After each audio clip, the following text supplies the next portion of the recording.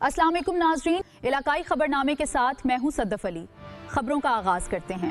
खबर शामिल करते हैं बरनाला से report crime reporter Yasir Kazmi. Sardar road मोइल पर ज़मीन के तनाज़े पर फायरिंग, 5 अफराद शदीद ज़ख्मी।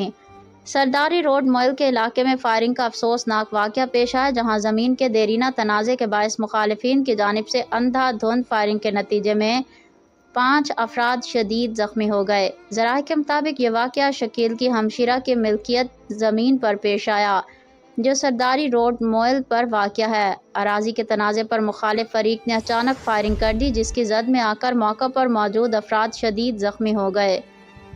फायरिंग के नतीजे में ज़ख्मी होने वाले अफराद में दर्ज झैल शामिल हैं हशमत वल्द निसार अहमद, उम्र 30 साल, साकिन कोट जमाल, गुजरात। सैफ वल्द मोहम्मद अफजाल, उम्र 30 साल, साकिन चिचियाँ, बाहुवाल, गुजरात। मोहम्मद अरशद वल्द मोहम्मद बशीर, उम्र 54 साल, साकिन सांतल, गुजरात। फुरकान वल्द जावेद, उम्र 28 साल, साकिन गलियाना, गुजरात।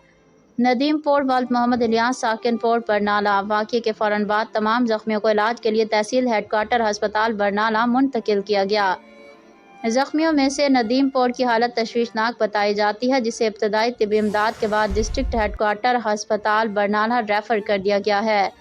दीगर तमाम ज़ख्मियों का इलाज THQ अस्पताल बरनाला में जारी है। मकामी पुलिस ने वाक़ये का नोटिस लेते हुए कार्रवाई का आगाज़ कर दिया और मुल्ज़मान की गिरफ्तारी के लिए तहरीरी और कानूनी मराहिल तय किए जा रहे हैं।